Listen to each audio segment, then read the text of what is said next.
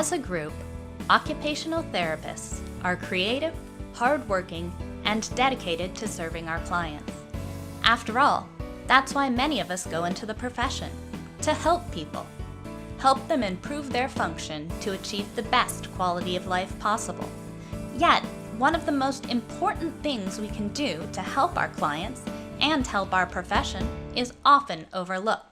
That is, making our voices heard in the political arena and advocating for our clients and our profession. But why is that so important? I'm Amy Lamb, and I'm the chair of AOTPAC, which is the American Occupational Therapy Political Action Committee. Because everything we do depends on what Washington does. Our ability to be able to see a patient with a particular diagnosis could be restricted by Washington. Our ability to be able to receive reimbursement and how much reimbursement that we can receive is all decided by Washington. Those are the kinds of things that we need to have a say in. I really believe Washington wants to make good decisions, but they can only listen to who's talking. And we have to be talking. We have to be the ones telling them, you can't restrict the number of visits that a person gets if they have this diagnosis. You cannot skimp on payments in the Medicaid system and risk individuals having to go into higher cost housing situations such as SNFs and things like that, and not be able to stay in their own home simply because we didn't provide the appropriate services. And it really boils down to making sure that people have the access to quality services that's going to help them maintain their independence. Medicare and Medicaid, the Individuals with Disabilities in Education Act, healthcare reform legislation. These are all terms we've become familiar with. But how does Congress and the President go about making laws or changing laws that affect these programs, other programs, and ultimately our ability to practice and get reimbursed? Let's refresh our memories. Woo, you sure gotta climb a lot of steps to get to this Capitol building here in Washington. Well, I wonder who that sad little scrap of paper is. I'm just a bill, yes, I'm only a bill, and I'm sitting here on Capitol Hill. Well, it's a long, long journey to the capital city. It's a long, long wait while I'm sitting in committee, but I know I'll be a law someday. At least I hope and pray that I will, but today I am still just a bill. Gee, Bill, you certainly have a lot of patience and courage. Well, I got this far. When I started, I wasn't even a bill. I was just an idea. Some folks back home decided they wanted a law passed, so they called their local congressman, and he said, "You're right, there ought to be a law." Then he sat down and wrote me out and introduced me to Congress, and I became a bill. And I'll remain a bill until they decide to make me a law. I'm just a bill, yes, I'm only a bill, and I got as far as Capitol Hill. Well, now I'm stuck in committee, and I'll sit here and wait while a few key congressmen discuss and debate whether they should let me be a law. I hope and pray that they will, but today I am still just a bill.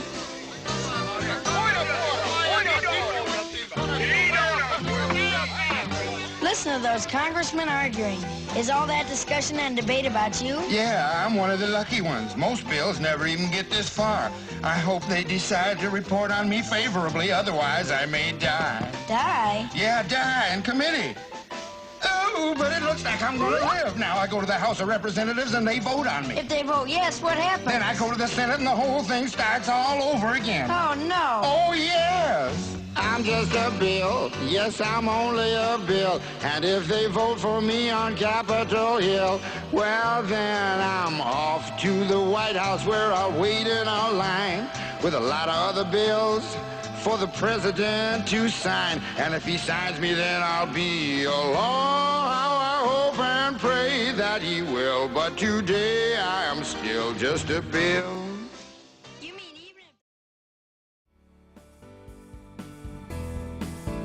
There are so many different practice areas, though. How do the decisions made through legislation affect everyone in occupational therapy? Hi, I'm Chris Metzler. I'm the Chief Public Affairs Officer for AOTA. American Occupational Therapy. Legislation that can cover virtually every practice setting, whether you're doing pediatrics, which is affected by the special education federal law, and by general education law, whether you're working in hospitals, which is affected by Medicare and Medicaid, whether you're doing home modifications, which some federal programs support, but we need more federal programs to support that. Or ergonomics, the regulations on ergonomics may come back up in the near future.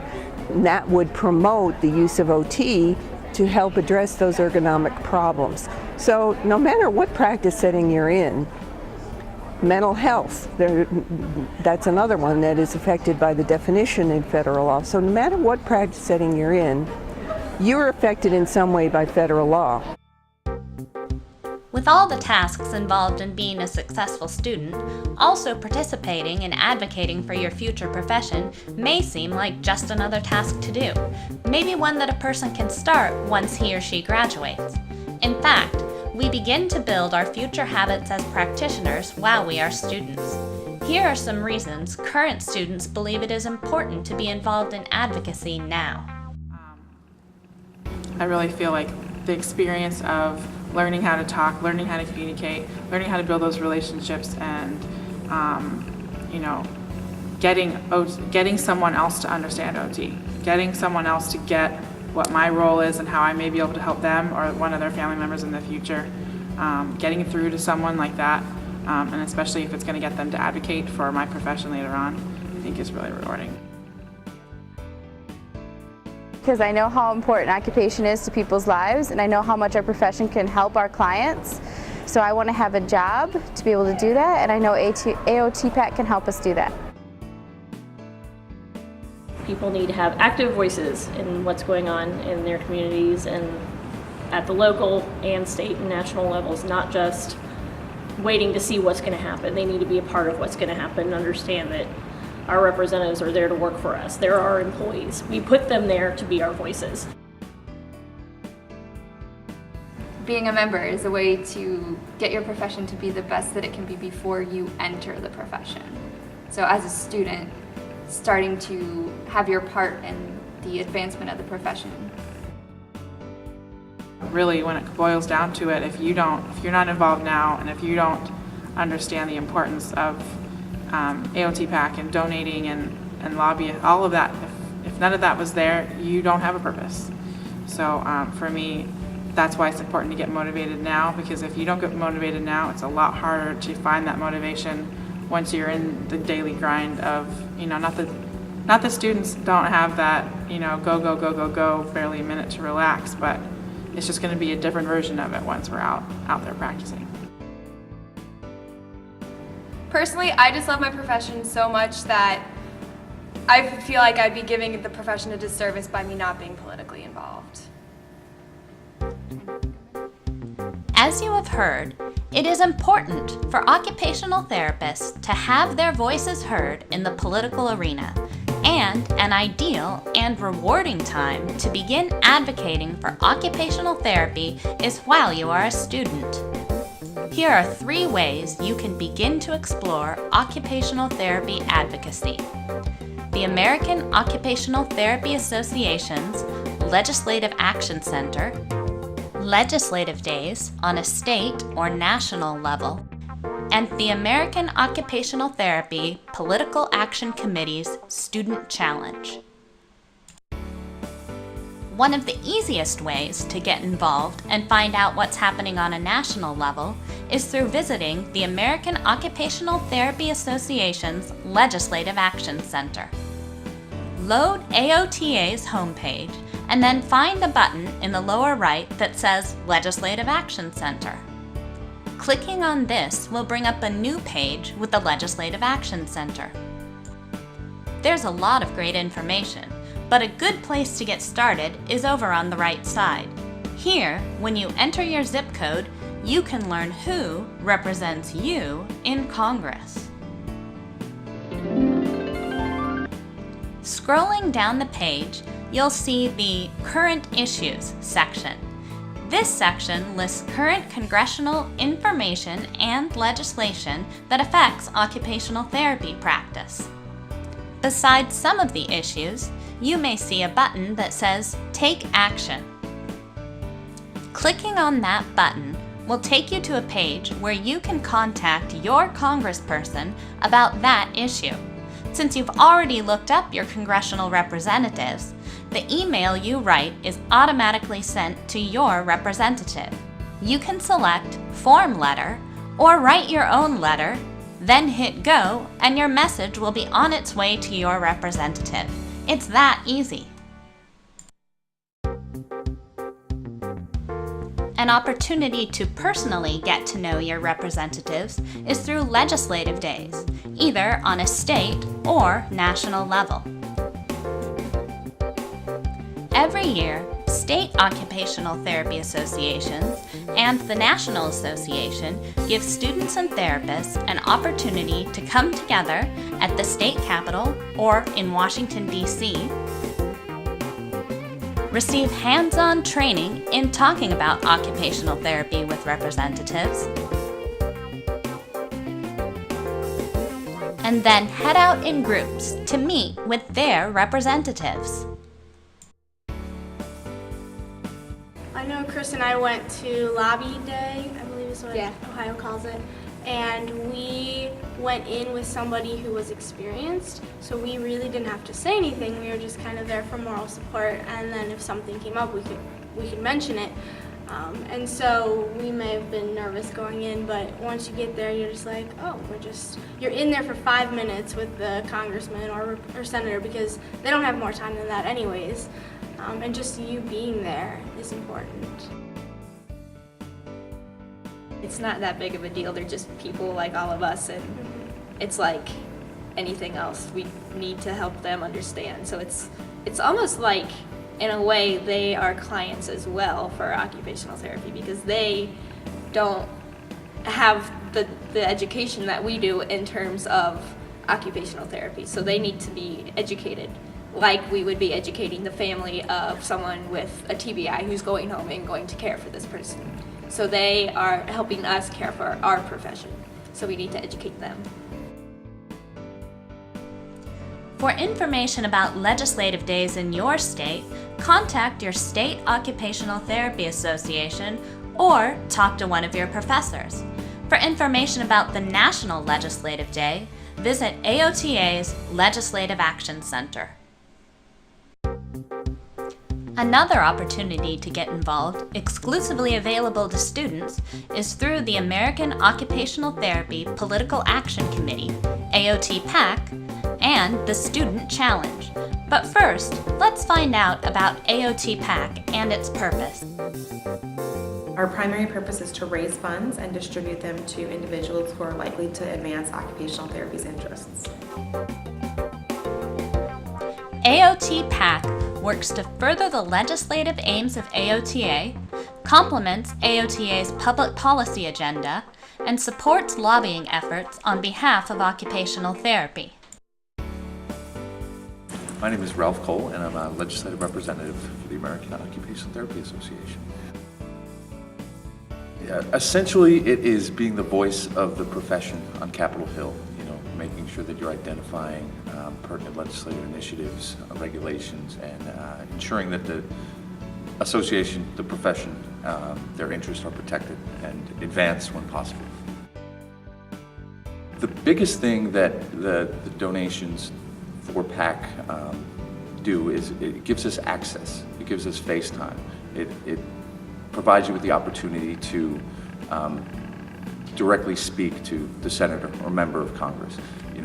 They're very busy. A lot of people are vying for their time, and having the ability to go to a fundraiser for them it puts you in front of them and allows you to air some of your issues, your concerns, and push your legislative agenda.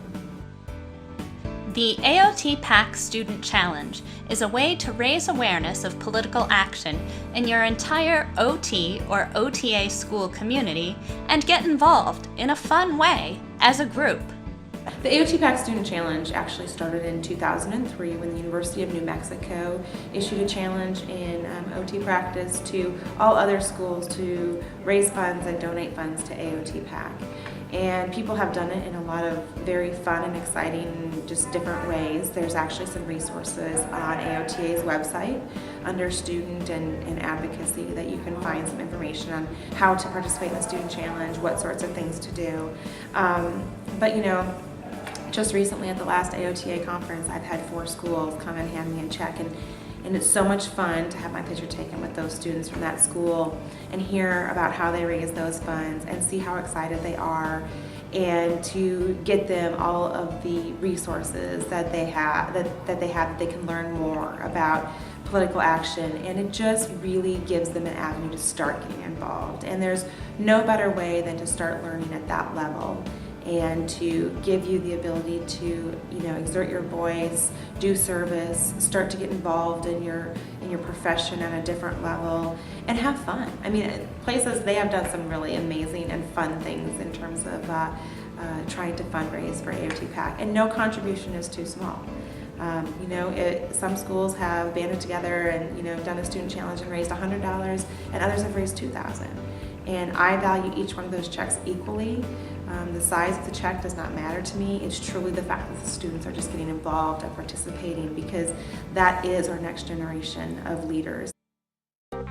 Since 2003, the number of schools participating in the Student Challenge has grown from 5 schools the first year to over 25 schools most recently. Fundraising can be as simple as asking students to contribute the money they would spend on coffee for one day, to holding raffles and more. It's not about donating the most money, it's about getting schools and students involved in political action. Here are some fundraising ideas from recent participants. Well, my name is Rachel Porter, and this is Sarah Viveras, and we are from Xavier University. And to raise money, we had a penny war, and we had a bake sale, and we also had a fundraiser at Max and Irma's. And we also were in a competition with another OT department from Ohio, which helped a lot of people to donate more money. Well, what we did was each class in our OT department, we had different bottles for each class, and everybody, pennies were good, but silver coins and dollar bills were bad. So if you got a silver coin or dollar bills, that made you go negative points, but then the pennies made you more positive in the point range.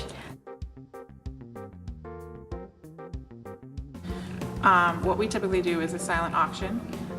We've done that for the last 2 years, and this year we had a really great turnout.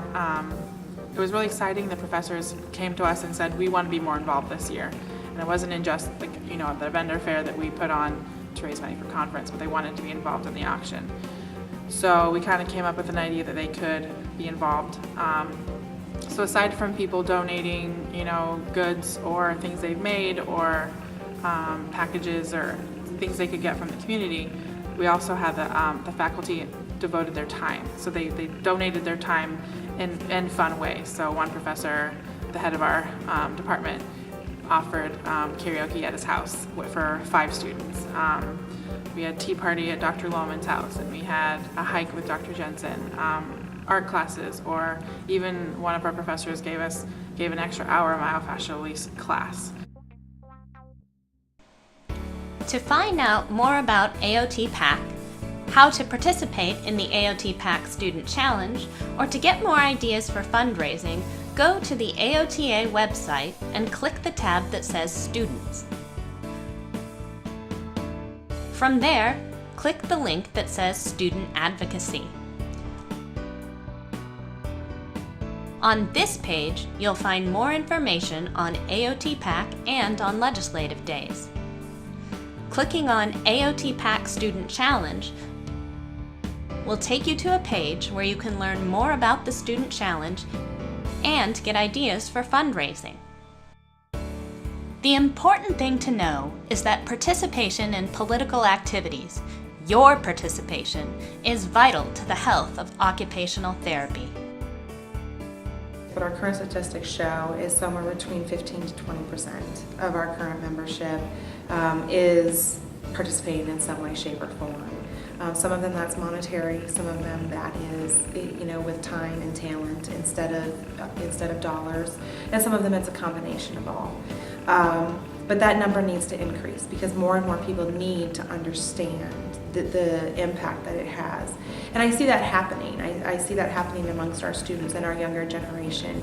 I see them moving